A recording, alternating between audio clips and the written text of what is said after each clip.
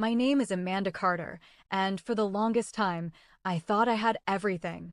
I had a successful career, a beautiful home, a husband I loved, and a best friend I trusted with my life. Michael was my husband of 5 years. Grace was my best friend for nearly a decade. They were the two people I trusted more than anyone else in the world. Before we get into the story, please like, comment, share, subscribe, and turn on your notification. Thank you. Now, I never imagined they would become the reason my world fell apart. It happened on a rainy night. I had returned home early from a business trip. Michael didn't know I was coming home, and I was excited to surprise him. I remember smiling as I pulled into the driveway, thinking about how happy he would be to see me. I walked into the house and noticed a light upstairs. Then I heard laughter. A woman's laughter. At first, I was confused. Then I recognized the voice. Grace, my best friend. I slowly walked upstairs, trying to make sense of why she would be there so late at night. But when I opened the bedroom door, I found the answer waiting for me. Michael and Grace. Together. In my bedroom. In my marriage. In my life. I remember feeling like the floor had disappeared beneath me. Everything I believed about my life shattered in a single moment. I learned that night that their affair had been going on for over a year. A year. A year of lies. A year of secrets. A year of looking me in the eye and pretending everything was normal. I left that house with a broken heart and filed for divorce the next day. Losing Michael was painful. Losing Grace was devastating. The man I loved betrayed me. The woman I trusted betrayed me. And suddenly I felt completely alone. The months that followed were some of the hardest of my life. I buried myself in work and tried to move forward. I told myself I would heal. I sat in that courtroom staring at Michael, the man who had once promised me forever. My voice shook, but my anger was sharp. He betrayed me with my best friend. What else is there to say? Michael tried to defend himself, claiming I had shut him out. But I cut him down with the truth. Don't you dare blame me for your affair. You chose Grace. The judge called for order, but there was no closure. The gavel struck, ending our marriage not with peace, but with war. I walked out, my heart broken, my trust shattered, knowing Grace's shadow would haunt me long after the papers were signed. Saw the announcement. Michael and Grace were engaged. The two people who had destroyed my marriage were planning their happily ever after. I wish I could tell. I reacted with grace and maturity. I didn't. I was angry. I was hurt. And for the first time in my life, I wanted revenge. Grace had a daughter named Lily. I had known Lily years earlier, but she was now a grown woman living her own life. She knew I had been divorced, but she didn't know who my ex-husband was. She didn't know the details of what had happened. At first, I convinced myself that getting close to Lily would hurt Grace. That was the truth. It's not something I'm proud of. I know, right? This is crazy. At first, I told myself I was curious about how she was doing. That's a lie. The truth is, I wanted to use her. I wanted to get close to someone Grace loved and hurt her the way she had me. It wasn't fair. It wasn't right. But the pain has a way of making terrible ideas seem reasonable. The more I thought about it, the more convinced myself that Lily is just someone I can use for my revenge. So I started watching from a distance. I looked through her social media. I learned her favorite coffee shop. I learned where she spent her weekends. Little by little, I memorized her routine. Looking at it now, I'm ashamed. At the time, I convinced myself that it was justified. I told myself that Grace deserved it. I told myself that after everything she had done to me, I had the right to make her suffer. The first time Lily and I accidentally met wasn't an accident at all. I knew exactly where she would be. I put myself there on purpose. When she smiled and greeted me, I smiled back and pretended to be surprised. But inside, I knew I had planned the entire encounter. Then I did it again. And again. A cafe shop. A bookstore. A weekend market. A charity event. Each meeting looked natural. Each meeting seemed like fate. But the truth was that I was creating those opportunities because I wanted to become part of her life. At first, I wasn't thinking about Lily's feelings. I wasn't thinking about the consequences. I was only thinking about revenge. Then something happened that I never expected. The woman I intended to use became the woman I couldn't stop thinking about. And somewhere between all those planned encounters and late-night conversations, revenge stopped being the reason I stayed. Because I fell in love with her. Real, undeniable love. The kind of love that terrified me. The kind of love that made me hate myself for how it all began. Now, Aurora family. Please tell me on the comment if Amanda did the right thing by dating Grace's daughter. And which side are you on? Don't forget to like, comment, and subscribe. Our first kiss was magical. Slow, fiery like our lips. We're telling a story. I had kissed Michael before, but I never felt like this before. I felt guilty and safe, or should I say, I was in love. I know I'm becoming selfish.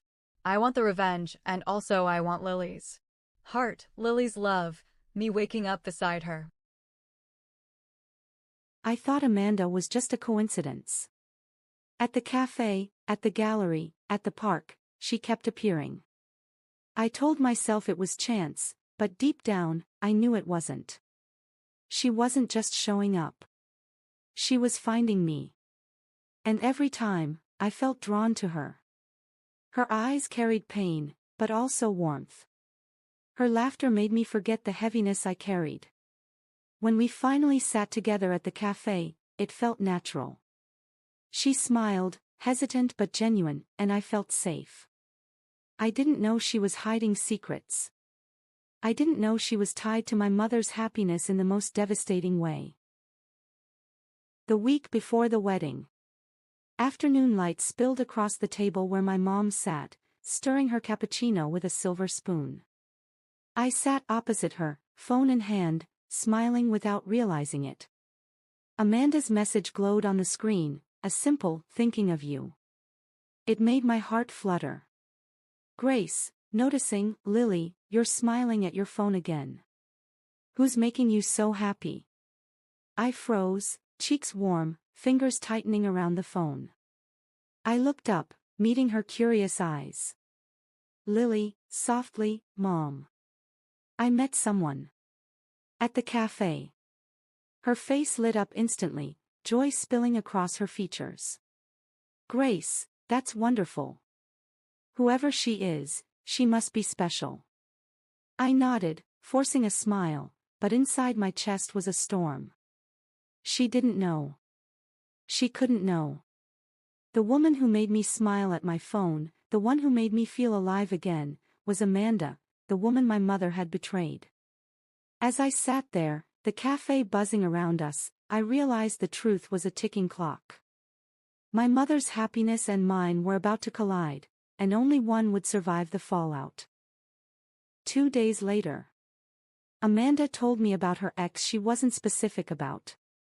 She only told me about an ex who cheated with her closest friend and now they are planning a wedding. I hugged her tight to let her know I'm not going anywhere. I never thought she was talking about Grace. My mother. Her best friend. The wedding day. The music swelled, soft and golden, echoing through the hall. I stood at the entrance, my heart pounding. Grace was at the altar, radiant, her hand resting on Michael's arm, the same hand that once tore my world apart. The hall was glowing, filled with laughter and music. My mother looked perfect, her dress shimmering, her smile bright. I wanted to be happy for her, but my heart was racing. She reached for my hand. I hesitated, then intertwined my fingers with hers. The warmth of her touch melted the anger I had carried for so long. Before we get into the spicy stuff, please like, subscribe, and leave your comments down below. I know. I have been asking you a lot of questions. Imagine yourself being Amanda. Would you stay at home and wait for Lily and tell her the truth, or you would actually go? What would you do? The moment our fingers touched, I felt the world shift. The whispers began, the shock spread like wildfire. My mother's face drained of color, Michael's guilt written across his eyes. I squeezed Amanda's hand. Lily, whispering, I'm here. With you. Always. She looked at me, tears glistening. Amanda, this is our truth. No more hiding. We walked down the aisle together, slow and deliberate. The wedding wasn't theirs anymore, it was ours. A moment of defiance, of love, of truth. And as silence fell, I realized something. What began as coincidence had become destiny. I hadn't just found Amanda. I had found myself. Grace's smile faltered at the altar. Michael stiffened, his eyes widening as if he'd seen a ghost. We walked together, slow and deliberate, our joined hands raised slightly, a silent declaration. The crowd gasped, the air thick with scandal. We stopped before them. Grace's eyes shimmered with tears, her voice trembling. What is going on here? Why is she here? Why are you holding her hand? Lily took time on answering her mother. She finally spoke. Mother, this is Amanda, your best friend. And she's my girlfriend. Everybody was shocked. Lily thought her mother was sad or angry because she's dating her best friend. She never thought that her mother's face is filled with guilt and selfishness. Grace, Lily. I need to tell you everything. The hall fell silent. Even the music seemed to fade. Grace, Amanda. Amanda was Michael's wife. I was the reason their marriage ended. I betrayed her. I betrayed you. I thought I was in love, I thought I deserved happiness, but I destroyed hers to have it. Her confession cut through me like glass. My chest tightened, my world tilted. Amanda's grip on my hand steadied me, but my heart was breaking. Lily, voice shaking, you should have told me. You should have told me before today. Grace sobbed, reaching for me, but I stepped back. Grace, I was afraid. Afraid you'd hate me. Afraid you'd see me for what I am. Amanda's eyes burned with pain, but her voice was calm. Amanda, the truth was always going to come out. Today, it does.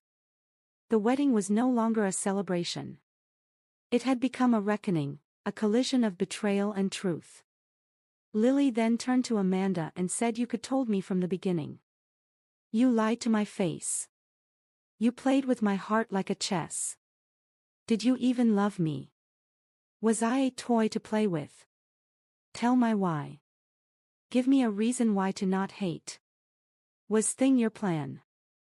To play with my heart. To see me broken. Then congratulations. You succeeded. But trust me, one day I'll have something, or someone even better. I know that, and more. And when that day comes, it'll be like a little dagger straight into your heart. After delivering those final words, she doesn't wait for a reply. There's no need. With a calm but determined look in her eyes, she turns on her heel and walks away. Her footsteps echo softly as she leaves the room, leaving the other person standing there in silence. She doesn't look back because she knows her words have already said everything. It's a quiet but powerful exit, and she steps into a future that's waiting for her, stronger and ready for whatever comes next. Seconds became minutes. Minutes became hours. Hours became days. Days became weeks. And weeks became months. After the truth came out, I thought I would be the happiest woman alive. Boy, was I wrong. The memory played in my head was, trust me, one day I'll have something or someone even better. I know that and more. And when that day comes, it will be like a little dagger into your heart. Because now I see it clearly, revenge gave me fire, but it burned away the love I once held. I thought the victory of hurting your mother would taste sweet, but instead it hurt you and it left me hollow. Love was the treasure, and I destroyed it with my own hands. And that regret, it's the bomb that keeps exploding inside me. Yes, I admit it, I was avoiding Amanda. She was looking for me everywhere, the bookstore, the cafe, even the gala. And I chose not to go because I was upset and, honestly, heartbroken. I needed that space for myself, to figure things out and just take a breath. So, it wasn't about shutting her out forever, but I just needed a moment. So, Lily was wandering through the park a little lost in her own thoughts, when her steps naturally guided her toward that familiar bench they both loved. And there, she found Amanda already sitting, quietly waiting as if their paths were meant to cross. They both paused, taking in the surprise of this unexpected meeting.